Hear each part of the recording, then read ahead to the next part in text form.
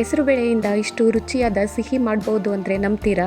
ಬಾಯಿಗೆ ಹಾಕಿದ ತಕ್ಷಣ ಕರಗುವಂತಹ ಹೆಸರು ಬೇಳೆ ಹಲ್ವಾ ಮಾಡೋಣ ಬನ್ನಿ. 1 ಕಪ್ ಹೆಸರು ಬೇಳೆನ ಚೆನ್ನಾಗಿ ತೊಳೆದು ಅದರಲ್ಲಿರುವ ನೀರನ್ನ ಸಂಪೂರ್ಣವಾಗಿ ಸೋಸ್ಕೊಳ್ತಾ ಇದ್ದೀನಿ.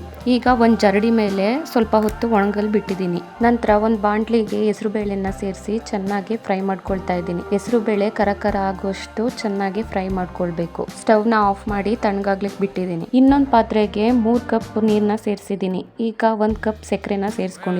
2 ರಿಂದ 3 ಏಲಕ್ಕಿನ ಕುಟ್ಟಿ ಹಾಕೊಂಡಿದ್ದೀನಿ. ಸ್ವಲ್ಪ ಕೇಸರಿನ ಸೇರಿಸ್ಕೊಂಡಿದ್ದೀನಿ. ಸಕ್ಕರೆ ಕರಗಿ ಒಂದು ಕುದಿ ಬಂದ್ರೆ ಸಾಕಾಗುತ್ತೆ. ಈಗ ಸ್ಟವ್ ನ ಆಫ್ ಮಾಡ್ಕೊಂಡಿದ್ದೀನಿ. ಹೆಸರು ಬೇಳೆ ಈಗ ತಣ್ಣಗಾಗಿದೆ. ಒಂದು ಮಿಕ್ಸಿ ಜಾರ್ಗೆ ಸೇರಿಸ್ಕೊಂಡು ನುಣ್ಣಗೆ ಪುಡಿ ಮಾಡಿ ಎತ್ತಿಟ್ಕೊಂಡಿದ್ದೀನಿ. ಈಗ ಒಂದು ಕಡಾಯಿಗೆ 3 ರಿಂದ 4 ಟೇಬಲ್ ಸ್ಪೂನ್ ತುಪ್ಪನ ಸೇರಿಸ್ಕೊಂಡಿದ್ದೀನಿ.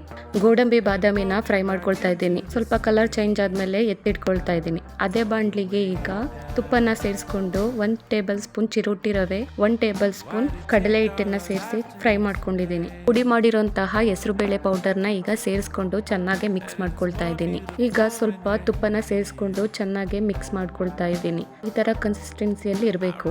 2 ರಿಂದ 3 ನಿಮಿಷ ಚೆನ್ನಾಗಿ ಫ್ರೈ ಮಾಡ್ಕೊಳ್ಳಿ. ಈಗ ಸಕ್ಕರೆ ಕರಗಿದಂತಹ ನೀರನ್ನ ಸೇರಿಸ್ಕೊಂಡು ಕೈ ಬಿಡದೇನೆ ಚೆನ್ನಾಗಿ ಮಿಕ್ಸ್ ಮಾಡ್ಕೊಳ್ತಾ ಬರಬೇಕು. ಗಂಟುಗಳು ಆಗದಿರೋ ತರ ನೋಡ್ಕೊಳ್ಬೇಕು. ಹಲ್ವಾ ಬೇಯುವಾಗ ಸ್ವಲ್ಪ ಸ್ವಲ್ಪನೇ ತುಪ್ಪನ ಸೇರಿಸ್ಕೊಂಡು ಮಿಕ್ಸ್ ಮಾಡ್ಕೊಳ್ತಾ ಬರಬೇಕು. ಆಗ ಹಲ್ವಾ ತುಂಬಾ ಮೃದುವಾಗಿ ಬರುತ್ತೆ. ಒಂದ್ಸರಿ ಈ ರೀತಿ ಮಾಡಿ ನೋಡಿ. ಅಂಗಡಿಯಿಂದ ತರೋ ಸ್ವೀಟ್ ಅನ್ನ ಮರ್ತೇ ಬಿಡ್ತೀರಾ. ಬಾಯಿಗೆ ಹಾಕಿದ ತಕ್ಷಣನೇ ಕರಗುವಂತಹ ಹೆಸರು ಬೇಳೆ ಹಲ್ವಾ ಇದು. ಈ ಸಮಯದಲ್ಲೇ ಹುರಿದಿರುವಂತಹ ಗೋಡಂಬಿ ಬಾದಾಮಿನ ಸೇರಿಸಿ ಚೆನ್ನಾಗಿ ಮಿಕ್ಸ್ ಮಾಡಿಕೊಂಡು ಸ್ಟವ್ ಆಫ್ ಮಾಡ್ಕೊಂಡ್ರೆ ರುಚಿಕರವಾದ ಹೆಸರು ಬೇಳೆ ಹಲ್ವಾ ರೆಡಿಯಾಗಿದೆ. ಈ ರೆಸಿಪಿನ ಸೇವ್ ಮಾಡ್ಕೊಳ್ಳಿ. ಹಬ್ಬದ ಸಮಯದಲ್ಲಿ ಖಂಡಿತ ನಿಮ್ಗೆ ಉಪಯೋಗ ಬರುತ್ತೆ. ಇನ್ನಷ್ಟು ಇಂಥ ಸಿಂಪಲ್ ರೆಸಿಪಿಗಳಿಗಾಗಿ ಫಾಲೋ ಮಾಡೋದನ್ನ ಮರಿಬೇಡಿ.